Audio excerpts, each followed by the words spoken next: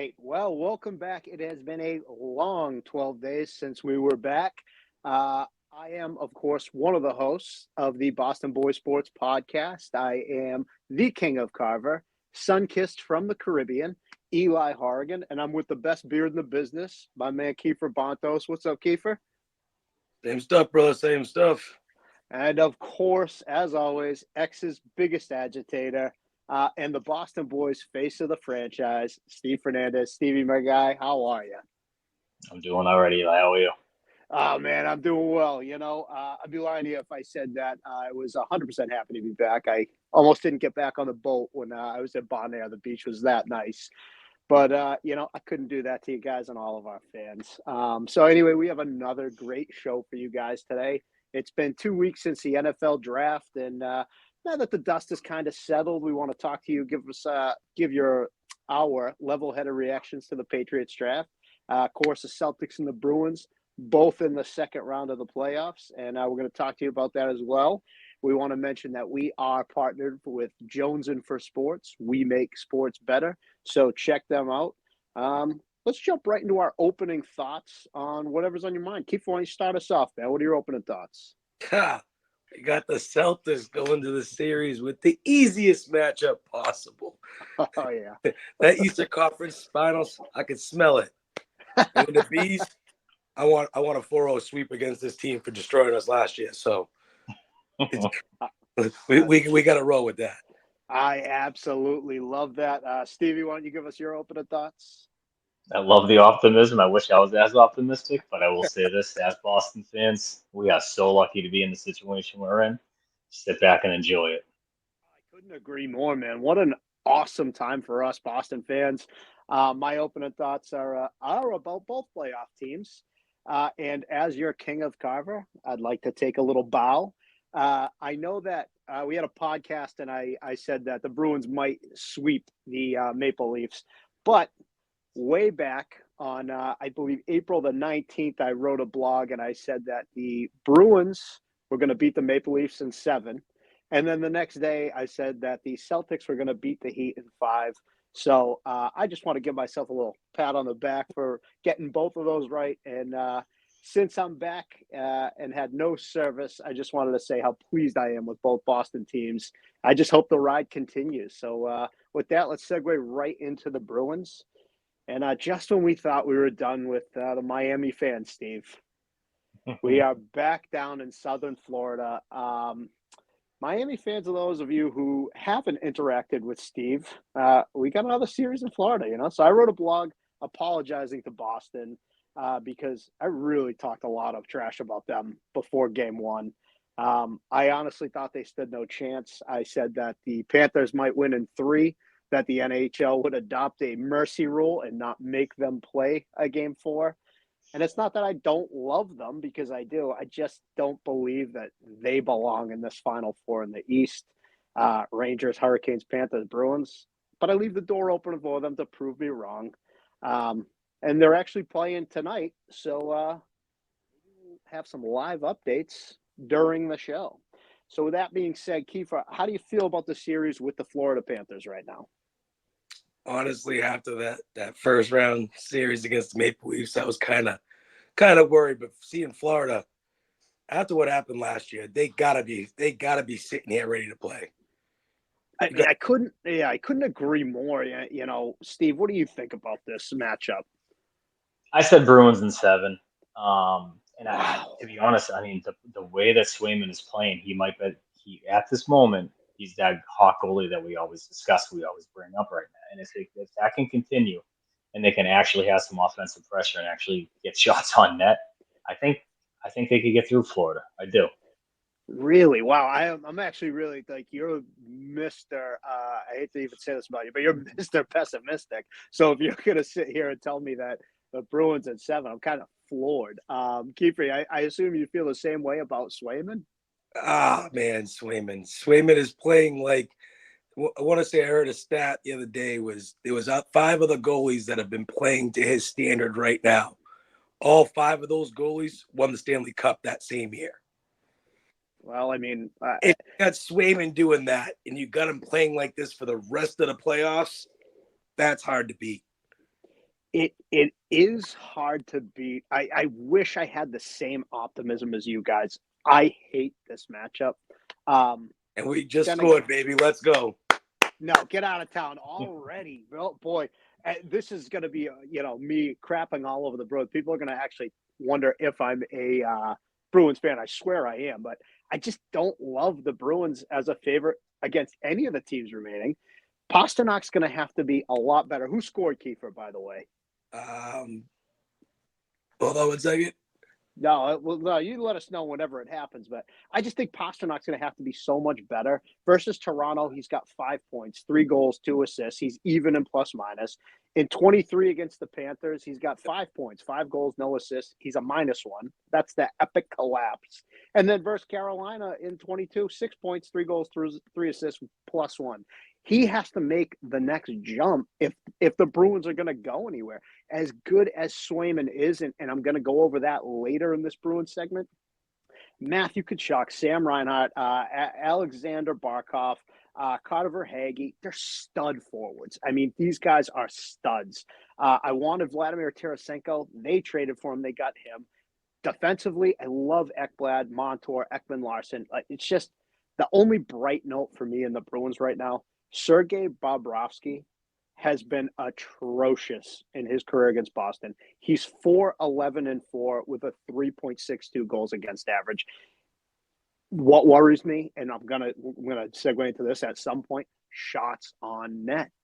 They have to put more shots on net. Yep, I agree 100%. Coyle's goal, by the way.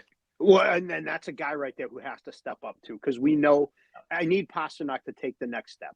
If you're going to be the superstar, and he's paid like a superstar, he's got to lead this team. But guys like Coyle, they're going to have to come through. Zaka's going to have to come through. Marchand is Marchand. You know who he's going to be. So, Stevie, what are you most confident about when it comes to the Bruins? Swayman. I mean, for me, it's really that simple. And to throw in the fact that Jim Montgomery has actually had the mindset to play Swayman and not play with the goalie situation with Olmark has been huge so far. And I hope he continues with that. And obviously, with Swayman in that tonight, it looks like it's trending that way.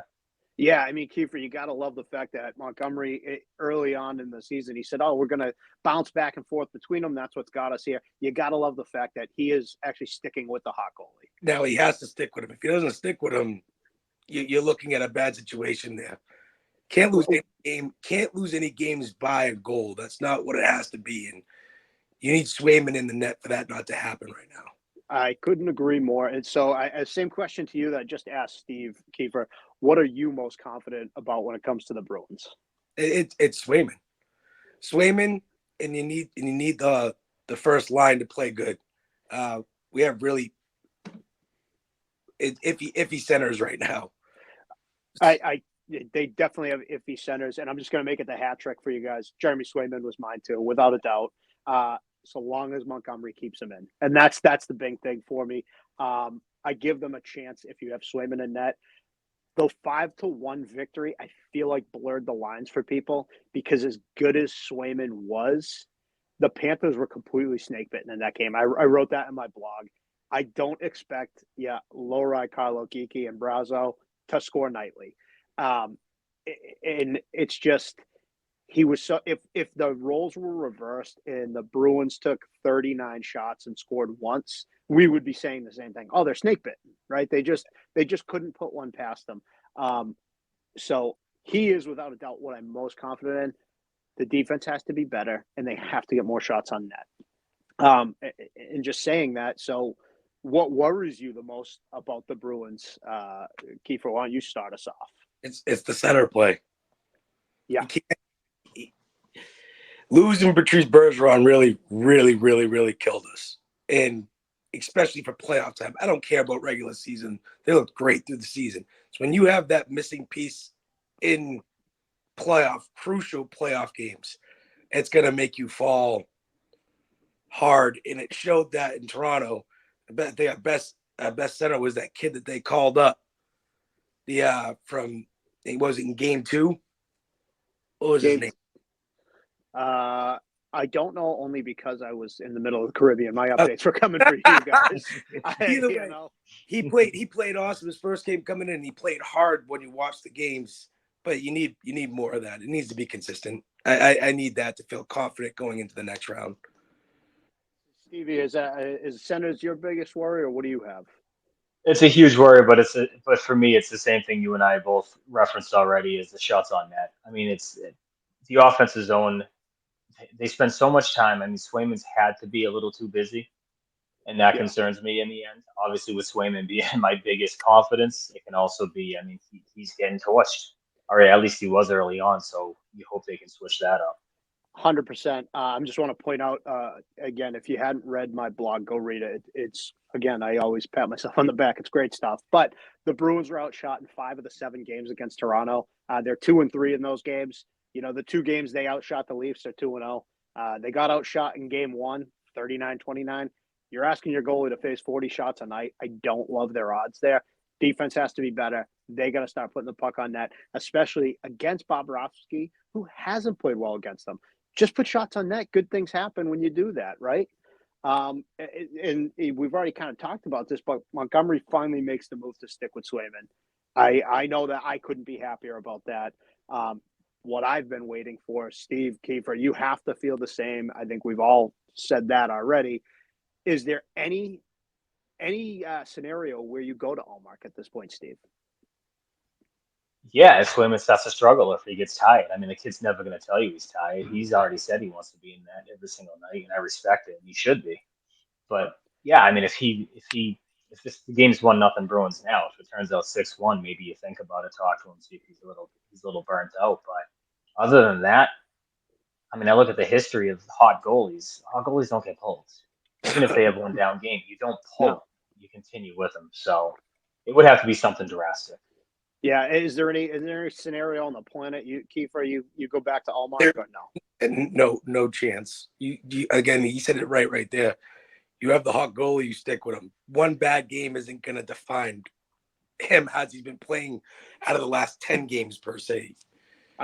And I couldn't agree more. And no disrespect to Allmark at all. Allmark's been fantastic since he's been a Bruin. There's plenty of rest between games. I don't care if they lose a game 4-2, 5-2. You stick with Swayman. You don't hurt his confidence by pulling him at this point. You know, all that being said, everything we kind of taken into account here, do the Bruins have enough to advance to the Eastern Conference Finals? Kiefer, we're gonna go with you because the confidence right now. And go ahead.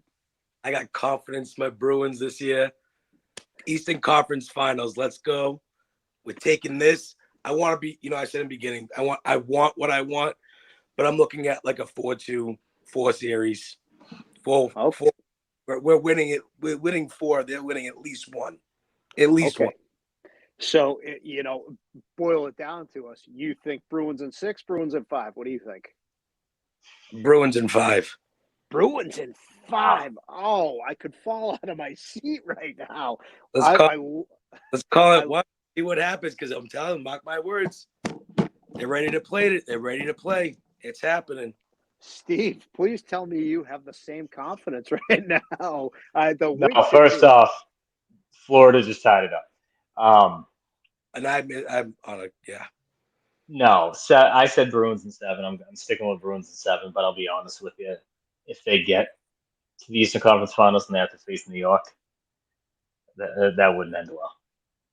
Rangers in 3 at that point, like the mercy rule that I thought would happen. We'll all be begging for 3, not 4. All right. Well, despite everything I've said, of course they have a chance to get to the Eastern Conference Finals. I think everything's going to have to go their way to get there. Pasternak's going to have to be a lot better. He hasn't been bad. Like I said, take the next step. He's got to carry this team on his back. So yes, they can. I already got your prediction. Bruins in 3. Steve, what's your prediction? If they win tonight, if they lose tonight, or in general? You can give me anything you want. What's your prediction for the series? 7, you said? Yeah, I'm going to stick with 7. If they win tonight, still 7? Yeah. Really? So you think they take 2 in Florida, and Florida takes 2 more in Boston? I absolutely think that could happen.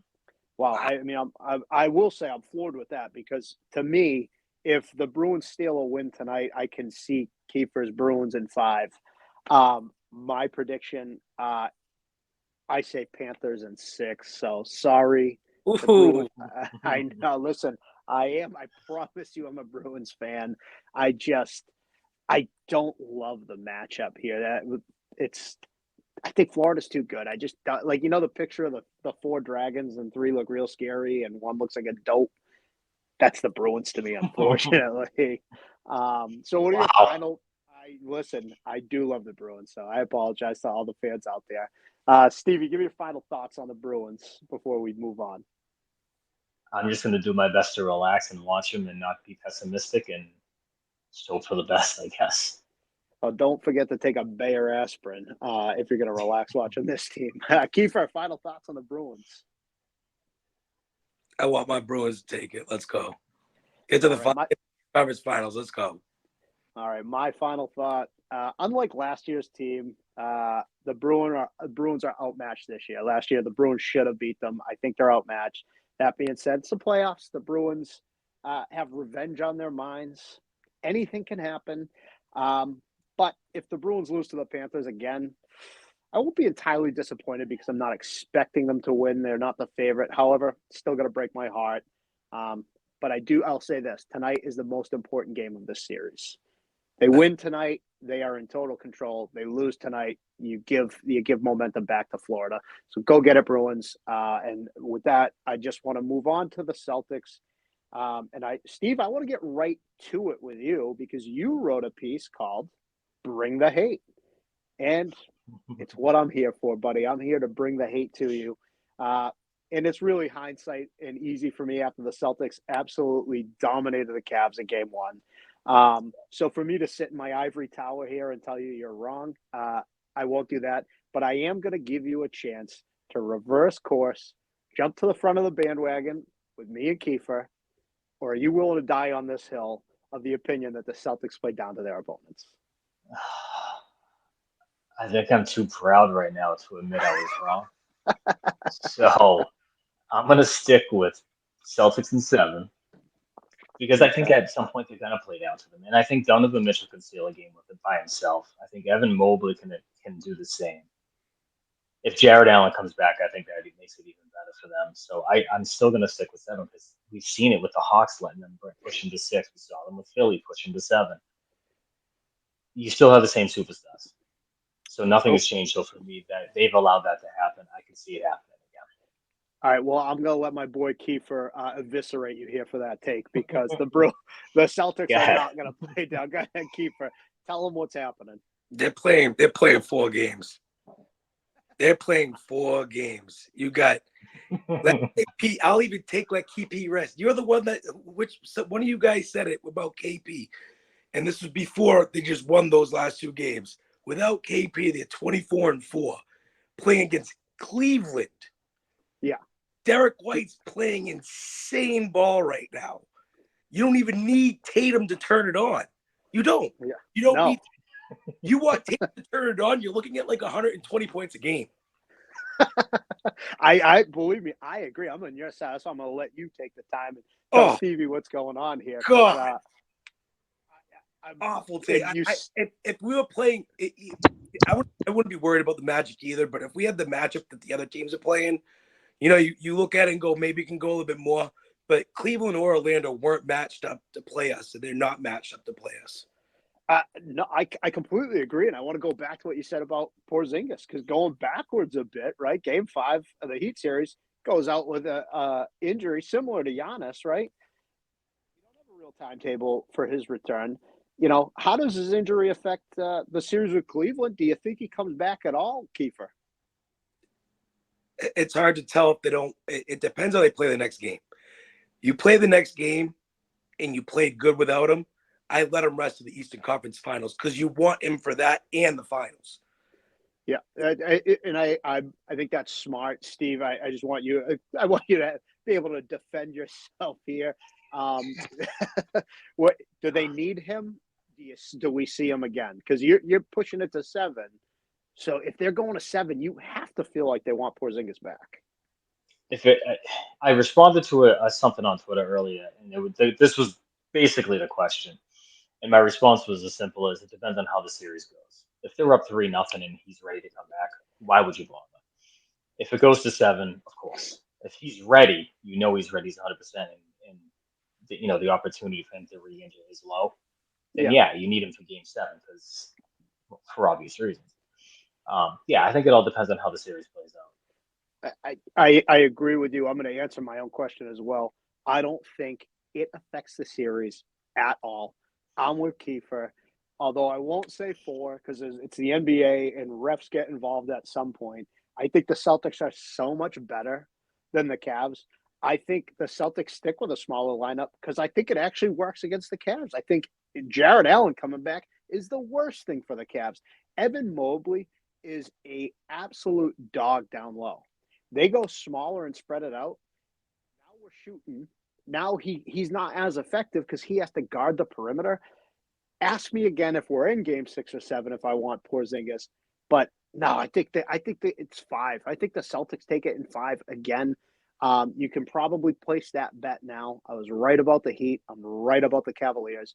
I'm sorry, the Cavaliers stink. Donovan Mitchell is good. Evan Mobley's good. Max Strus is an absolute bum now that he's not on Miami. Okay. Isaac Okoro, or however you say his last name, I apologize for butchering that. He's not even going to shoot as well as he did last night, and he wasn't even that good. I think he had 11 points.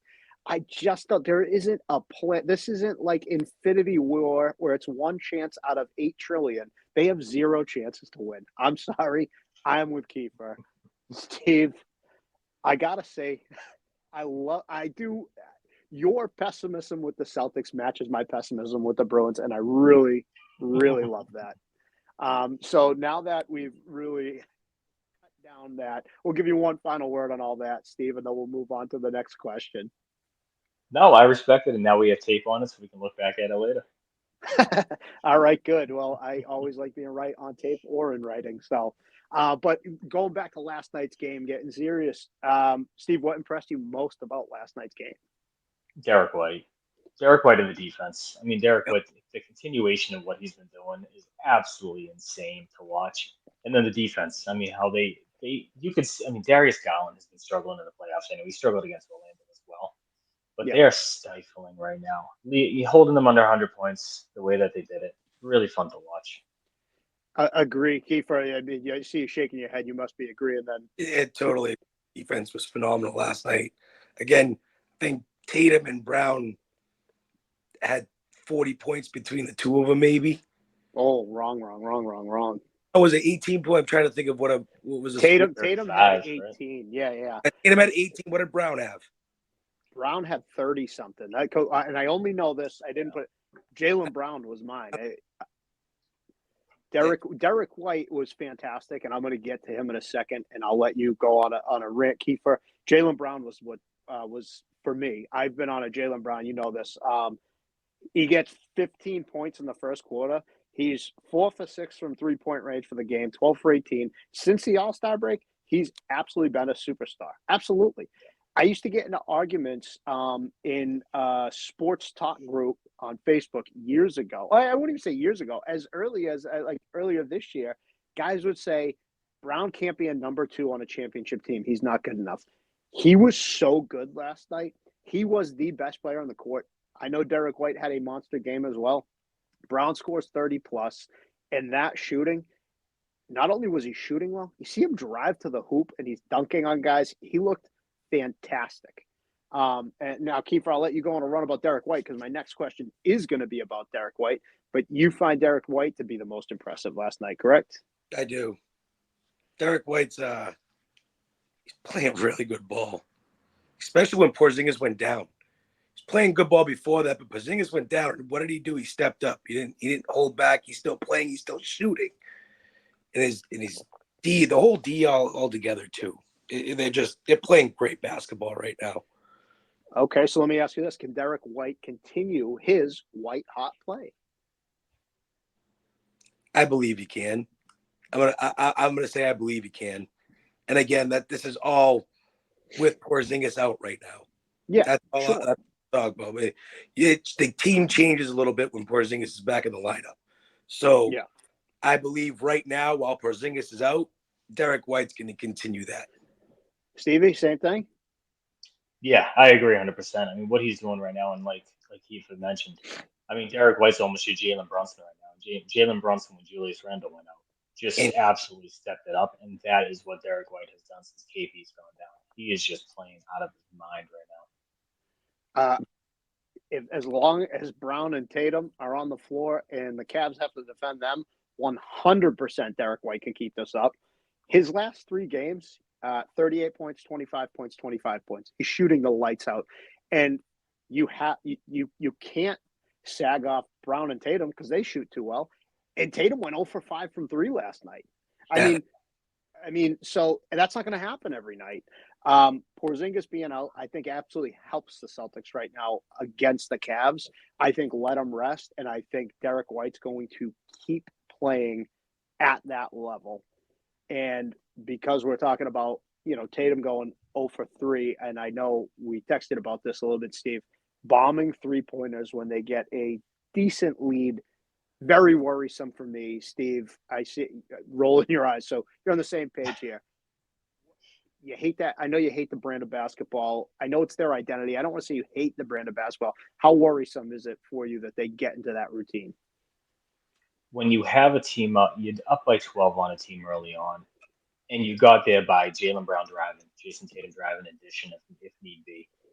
And that's how you're playing actual offense. And then once you have a 12-point lead, you stop bombing bad threes. Why not keep pressing, keep doing everything that you were doing, add to that lead. Don't start shooting low percentage shots. You're not helping yourself. Then you saw it. Cleveland came back, they took the lead early on. What is going on here? Just play the offense that got you to the lead that you got and just kind of add to it as opposed to letting them chip away at it. Yeah, exactly. I mean, Kiefer, do you like that sentiment, or do you like the style of play that they play where they bomb these threes? oh no, I don't like the bombing thing. What he said last night, they're driving to the hole. They're playing fast. You got to continue that. Once you start jacking up threes, there's no guarantee your shots are all going in anyway, unless you're Steph No, and normal. So yeah, and that's the problem. The analytics in basketball, they say it's just better to shoot threes, and you've seen that. Like we've talked about, those Warriors teams were unbelievable 3-point shooters, and I actually think the Celtics are on par with them. And the Celtics are shooting like what was the number? It was something outrageous, like 500 more threes or 300 more threes this year than the Warriors did, and way back when. So I don't love it. It's their identity, but I'd be lying to you if I said it didn't bother me.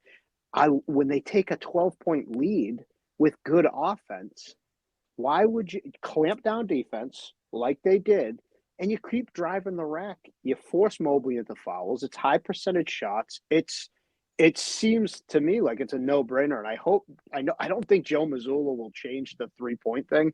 I hope he does. Like, that's a time to reel them in and say, guys, just keep going at them. They can't stop you. You know, what are your thoughts here on Jalen Brown, Jason Tatum? Their chemistry so far this playoffs has been really good. What do you think about them combined, Kiefer? Do you think they figured it out? I think they've already had it figured out, but they got in their way a little bit. And now you're seeing what they were supposed to be last year, even. They're playing team basketball ready to play. Stevie? Yeah, I think the chemistry's always been there. I think we're kind of seeing something where a lot of the defenses are obviously keying in on Jason Tatum. I mean, you look at clips and you watch when he has the ball. You have three guys in the vicinity ready to help, and so watching Jalen Brown do what he's doing right now because of the attention that's being given to Jason Tatum and obviously Derek White as well. But I kind of love how Jason Tatum has realized what's going on and he's kind of redefined himself in the moment.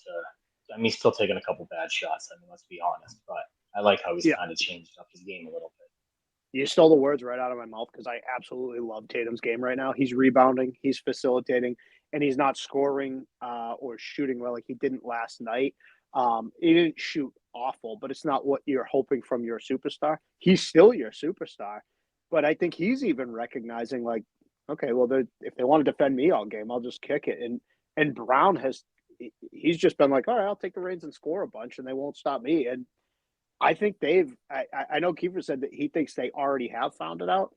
I think they've 100% found out a championship brand of basketball together. I can only hope, but from what I've seen so far, they dominated the Heat.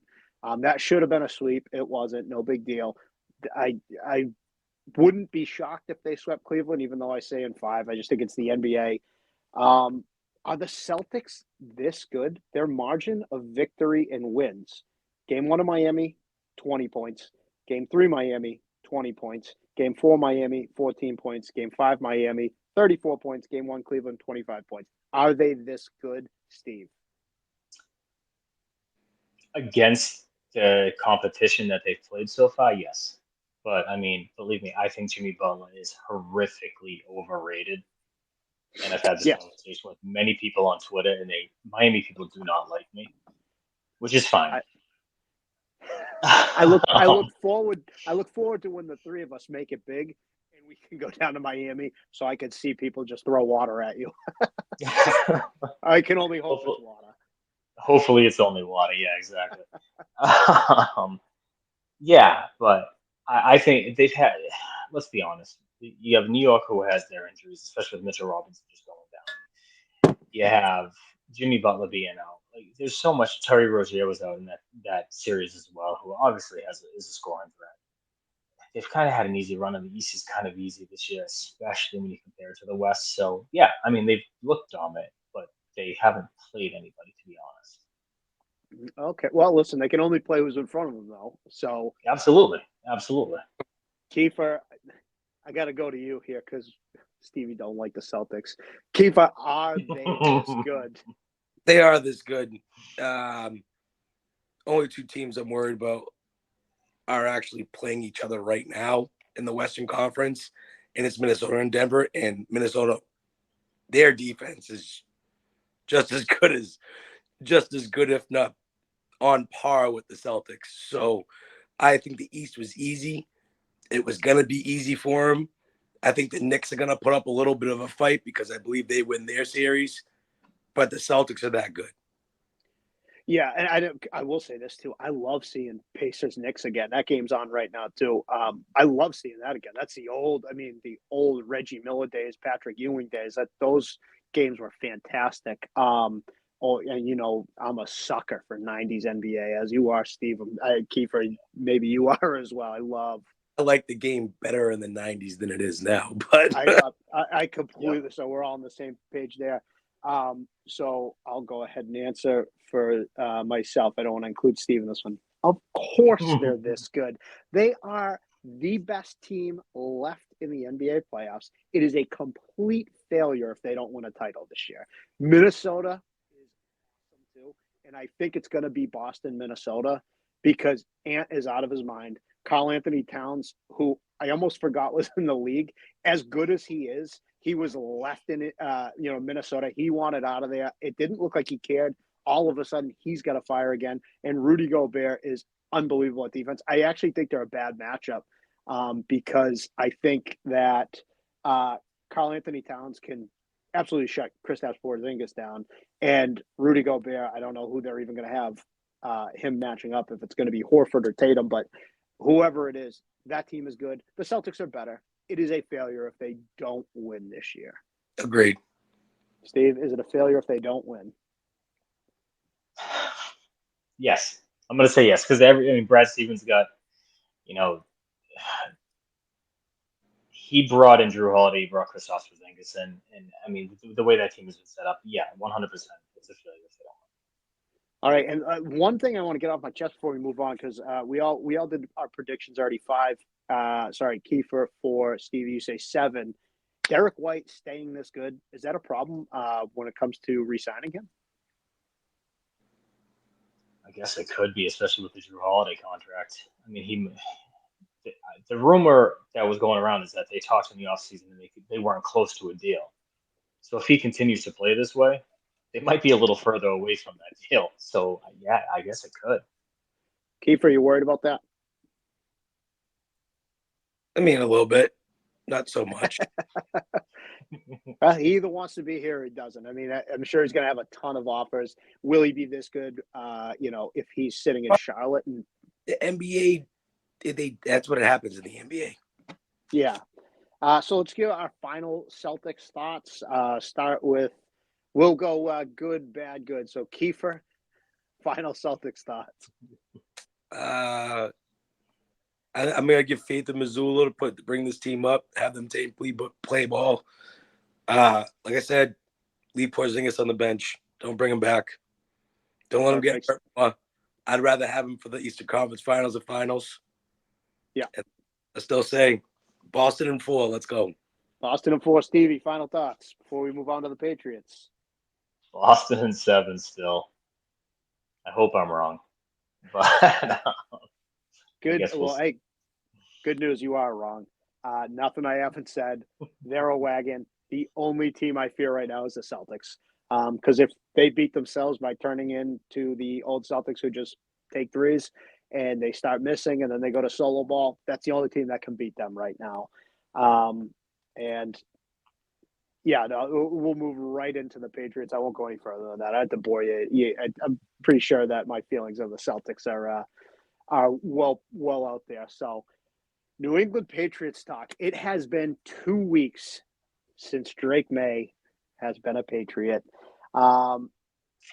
This was the first draft without Bill Belichick. Steve, you did a fantastic blog entry grading and going over the draft. It was unbelievable. I can't tell you enough how good that was. Great insight. If you haven't read it, go read it. Take a look. It's unreal stuff by Steve. His draft grades ended up giving them a C overall, C plus overall, right? C as their overall draft grade. So, too harsh or not harsh enough, or where should they be? What would you grade it? So, give me all those answers. I gave him a B, and I gave him a B. Again, I didn't like the Drake May draft choice. That was on, whatever, to each their own. But what they did for their offense, at least they're trying. You saw nothing of trying in the last 2 or 3 years of drafting. I'll even say fucking longer than that because they had Brady before that. They tried, and they got some good steals in later rounds, and that's what matters. Kids that could be true players within a year or two. So I'll say I agree with I agree with what you said, Kiefer, for sure. I agree with what a lot of what you said, Steve. But I gotta sit here and defend my guy, Jalen Polk, man. I thought you were C plus was too low for me. That's a B in my eyes all day, maybe more. Huge position in need. He didn't dazzle with a 40 time 4.52. But he did manage 69 receptions, 1,100 yards, 9 touchdowns. Like, honestly, Polk, Baker, and Douglas isn't a bad 3 receivers on paper. The bigger issue for me is that CC plus, when you combine it with the F and free agency, not good for a team with 4 wins last season, Steve. No, not at all. I know you love Jalen Polk. My grade for him at a C plus was a lot based on who was also available with the trade down. I mean, you had Ladd McConkey, you had Adonai Mitchell, guys that I would have preferred a little bit more. So for me, it was not only the person, but the draft spot and who else at the position was available. I love the position pick. I love the fact that they went after Polk. I love the fact that they went after Baker. I just like a couple people that were left in those at that spot a little bit more. Yeah, I don't. And I'm not saying it to me. You saw my drafts. I think I took Jalen Polk a lot of the time. I think he's going to be a stud. And I might have a blind spot at receiver. Steve, if you want to, we've mentioned this before. There's a receiver out of Arizona State that I really loved, who is currently on the Vikings, by the way, N'Keal Harry. So maybe I have a blind spot, but I think Polk's going to be a stud. Kiefer, do you think he'll be a stud? Are you with me? I think Baker's going to be better than him for the first 2 years. Oh, we're gonna get to Baker for sure. We have a lot to talk about with Baker. Look at Polk's body, the way his body's built, the way you looked at the combine stuff. He's built like Jacoby Myers in my eyes. I don't know why I see that in him.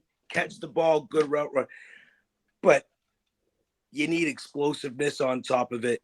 I think he's going to be a great receiver for us. I don't think he's going to be the true number one eventually. I don't think that at all. He's going to be a stud, though. I think he's a stud too. You bring up Baker. We're going to talk a lot about Baker. Can I tell you who this? You guys are probably going to kick me off the show and maybe out of this group. When I see Javon Baker, I think Amon-Ra St. Brown.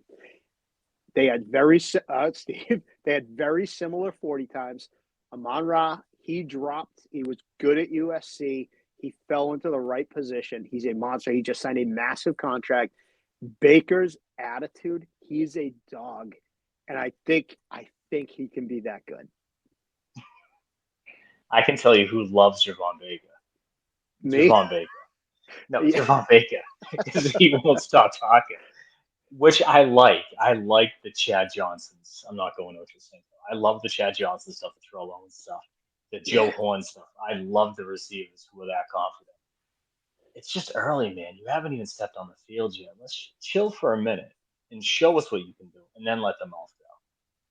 Well, yes, but I got a guy who's saying I'm 19th. There aren't 10 guys better than me in this draft. I love that, man. I absolutely. The guy's a dog. Throw me the ball. There's guys like that who have the mentality who maybe he didn't get the opportunities. I don't know what he was like in school and high school. I mean, Antonio Brown went to what? Eastern Michigan because he was a problem. He's a problem now, too. He was still great.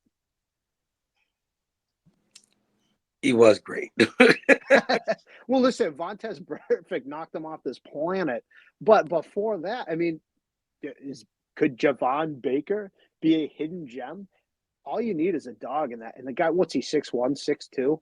He runs I think a 4.5 as well. But those two guys alone are exactly what you wanted, right? When you saw the draft, you were like, boy, everything we have is sub 6-foot receivers. The Patriots went out and got two guys who are 6'1", 6'2". Steve, I love your pursed lips like you're sucking on lemons over there. So what do you got? I mean, the measurables that you're giving me on Javon Baker sound a lot like N'Keal Harry's measurables. Well, I'm just saying. Well, maybe, but you also got Baker on what, the 4th round? N'Keal Harry was if you got N'Keal Harry in the 4th round and you're not expecting anything from him, it's kind of like meh. They got N'Keal Harry for Tom Brady way too early, and Tom Brady was like, I don't care about this kid, I don't want him at all, and that was like prima donna Tom, by the way, too. Yep. So with that being said, right? I mean, we'll jump right into that. Do you like the receivers they drafted and the noise that's going on, Steve? Do you like what Javon Baker's doing?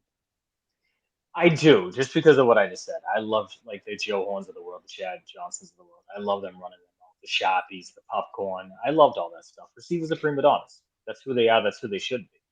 Love watching it. So if he actually performs as well as his mouth can go, he's going to be super fun to watch.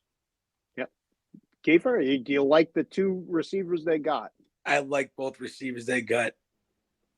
Again, these receivers could be something, and you still got the other guys there. You got Douglas and all them. So I want to see how fun this offense is going to be before I say they're going to be great at something, because we still don't have a legit starting quarterback.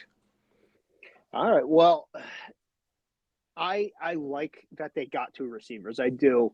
I was vocal as well before too. I like Tez Walker, and I know you guys weren't crazy about Tez Walker, but I do see there's something when you get two guys who played together. Tez Walker at UNC, 18 touchdowns in 20 games played. He's above 6 foot. He runs a 4.3 40. Built a little probably like Tyquan Thornton, but if Drake May's your guy, then and when did he get a couple picks after Baker? Okay. So you actually could have had him, and like you guys said, you could have had Ladd McConkey or Adonai Mitchell as well, and you got Jalen Polk. But I will say this: I love what Javon Baker's saying. So I want to ask Steve, what's your favorite pick by the Patriots, and what's your least favorite pick? Well, I'll just go with least favorite because I think everybody probably already knows it's Drake May. Sure. Yeah. I mean, the player and the position, the draft position, 100%. Least my favorite is Jaheim Bell. Yeah, you love Bell. Yeah. Absolutely. Some of the mock drafts, you know, I took him. I've already Yeah. talked about him already. I love his versatility. Seventh round, especially, get him in the seventh round. I mean, the value is ridiculous. He can line up at fullback. Some guys have kind of, some of the scouts have compared him. He's not him, but compared him to like Kyle Juszczyk, like that type of player can sit at fullback. I just love what he could possibly bring. Okay, perfect. Kiefer, favorite and least favorite. So I'm not gonna be like everybody else and go Drake May because I don't know what the kid's gonna do. I don't want to throw too much hate on him yet, even though I hated the draft pick. I'm a Penn State guy, and I say that kid Wallace from Penn State was probably the worst draft pick. And I say that because I got him in third. He could have went in the fourth or fifth. There was other offensive linemen over him, and I know how he played because I watched Penn State. He still could be a projected starter in the NFL, but that's my worst one. My best one is going to be Baker. Javon Baker. Okay. I don't know much of Wallace. The only time I watch Penn State is when they're losing to Michigan. Sorry about that. All right. My best pick was I don't think it's a secret, Jalen Polk. I like Polk. I think Polk's going to be good. Again, I have a Bill Belichick sized blind spot for receivers, but I like Jalen Polk. Drake May. I mean, it's an easy pick. I thought about Layden Robinson, but for me, it was Drake May. And talking about Drake May, do you think Drake May is going to start this year? And do you think he should, Steve? I think he might, and I don't think he should. Okay. I think he should have a full season off. I think he has too many issues, too many problems that need to be worked on. And I think the offensive line is going to be so bad that if you're working on things and you're working on things on the fire, you're never going to fix those things. They're only going to get worse. So I think if the situation was right, fine. Like a JJ McCarthy in Minnesota, I think he can start right away because the situation dictates that. This situation plus his holes, I think, just say he should not. Kiefer, how do you feel about it? I think he needs a year, just like Steve said. The kid has potential, and if he corrects the issues he has, he could have a possible Jared Allen situation. Josh Allen? Oh, that's what I meant. Sorry, Josh Allen. I apologize. You don't want to start him right now. You just don't. I'll take Brissett for the year for right now. That's just how it is. All right. Well, I'm with you, kind of. So this is what I'll say. No, maybe yes, that he'll start. He certainly can because Brissett's a placeholder. So, however, I think the Patriots are going to stand strong on the decision to sit him. Should he start? Yes.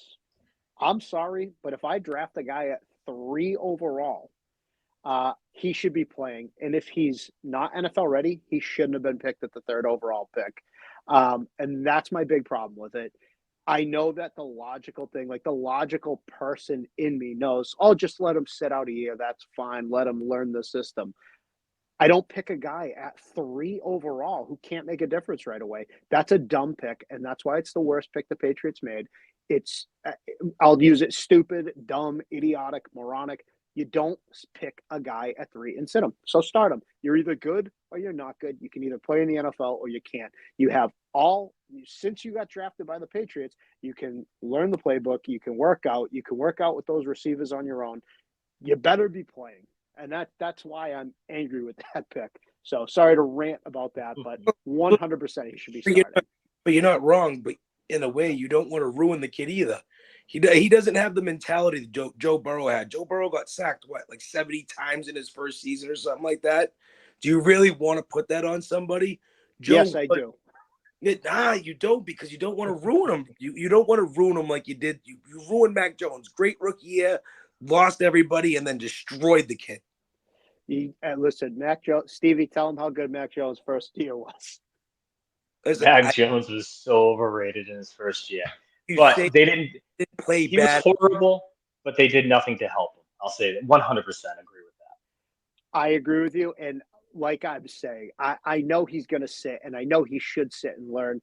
I'm angry at the pick because if I'm picking 3 overall, then they should have taken Joe Alt or Marvin Harrison Jr. Those are the 2 players that they should have taken. Don't take a guy at 3 who's not ready to play because he's not ready this year. The Patriots aren't going to be good next year. They're not going to be good in 2 years.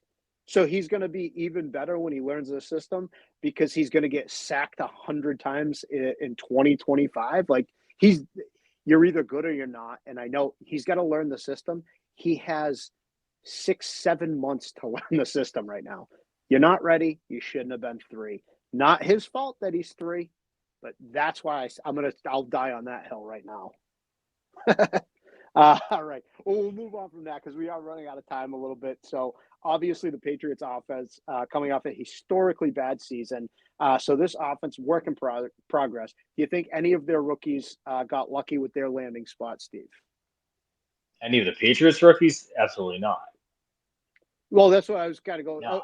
Any rookie overall? The question I could have misread the question. So I actually went with a Patriot, so I'll go Patriot. And I said Caden Wallace, who people watched him and he's not good. I only said him because I think he has a chance to start on the Patriots. Really, all of them do. I mean, you can say Polk, you can say Baker, but Caden Wallace has a legitimate shot to be the starting left tackle for the Patriots because they don't have one. Oh, he's gonna start. It's just I didn't expect him to play at left tackle right away. Yeah. That was my issue with the pick. All right. So, Steve, I'll come up with one on the fly then, but you can go first. Did any rookie in the whole NFL get picked to a perfect spot? Yeah, I think there's a few. I mean, one of my favorites and the easiest one is probably Xavier Worthy to end up in Kansas City. Oh, I mean, my God. What a spot to land in. And the kid's quick. I mean, I'm not going to say he's Tyreek Hill, but Tyreek Hill is, ridiculously fast. But, I mean, what is it, 4.2 40 the kid ran? He is to end up with Patrick Mahomes and Andy Reid. I mean, Not for nothing. Can I just interject for a second? Is Kansas City like the new Raiders and Bengals? Like Rashee Rice has a great season, and he goes in, he beats up a guy in a bar and gets an OUI. Tyreek Hill couldn't stop hitting his girlfriend. Like, do they just know how? Do they just not? Well, I mean, let's be honest. Did he punch his pregnant girlfriend or something when he was in college? Yeah, But, I mean, I know. between him and Rice, it's like they don't care who they pick. This is, the Bengals and Raiders. But anyway, I don't mean to go on a tangent. Sorry. I actually don't like Tyreek as a person, but he's really good in the NFL. Nope. Xavier Worthy, you got any boy you want to go over, Steve? Yeah, I think Caleb Williams. I mean, I think that's an easy one as well, and only because of what Chicago's done for him. I mean, look what they've put together in that offense for him. I think he's landed in a good spot because of what they surrounded him with. Yeah. Okay. Kiefer, best rookies offensively. 2 of them. You got, like you said, the Bears. The Bears really, really.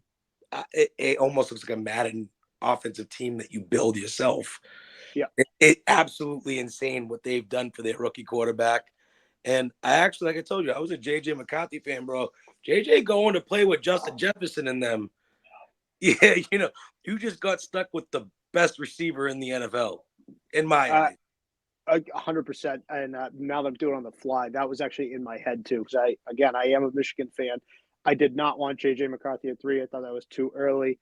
JJ McCarthy going to play with Hawkinson, Addison, and Justin Jefferson. You couldn't be asked to be put in a better position if you're him. So I couldn't agree more. Caleb Williams is another one. That's a good one. Let's just bragging rights for later on.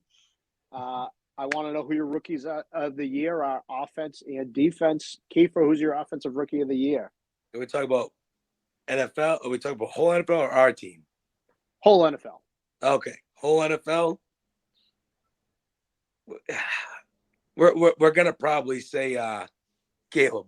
He's definitely if he goes in and he plays great for the Bears and they have a great season, there's no doubt in my mind a quarterback is not walking out with rookie of the year.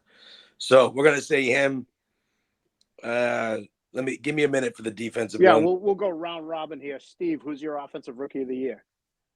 Caleb Williams, I agree, and for the same reasons I said. I mean, he's lucky to end up where he did. What they surrounded him with, and again, the quarterback. It's a quarterback league. They win all the awards. It's a quarterback league, and they win all the awards. So the quarterback who's going to win it for Marvin Harrison Jr. will be Kyler Murray. So Marvin Harrison Jr. Gets it for me for Rookie of the Year. Kyler Murray, bounce back year. He has a legitimate number one wide receiver who should have been a Patriot, but we won't talk about that. Honorable mention, J.J. McCarthy. Like we just said, Justin Jefferson, Jordan Addison, T.J. Hawkinson. That seems like a really good situation for a young quarterback. So let's go to defensive. Kiefer, you going to take a few more seconds? Stevie, who's your defensive Rookie of the Year? I'm really trying to think who got put in the best position for that. I got Laiatu Latu. I love the kid. Really? I love his motor. I love his story. I love the neck injury stuff. Maybe it's a little emotional, but I just love the kid, and I think he is. That's actually not a bad pick, though. I looked at him and I didn't take him, but I'll go next. Thank you for you got another 6 seconds. Dallas Turner is mine. I love Dallas Turner. I said I wanted the Patriots to trade back and take him as well. I think he's fantastic. Another Alabama kid, really good. Honorable mention, Terrion Arnold for me. He's been put in a position to be potentially a number one or a number two. The Lions were atrocious in the secondary, and he was also another Alabama kid who's really good. So I got Dallas Turner. My honorable mentions, Terrion Arnold, both in the NFC North too, by the way. Nah, Dallas Turner would probably be mine too. Just my stepfather would be proud of me right now for picking a Bama guy. So Shout out to Winston. Shout out to the Bama fan. Now Dallas Turner's legit.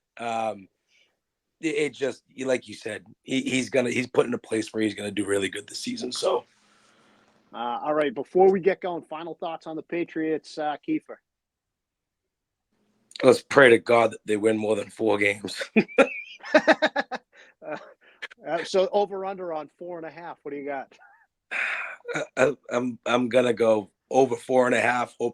Hopefully win at least 6. 6-11, good season for the Pats. Steve, final thought, Patriots. Nail the over because I have 5-12.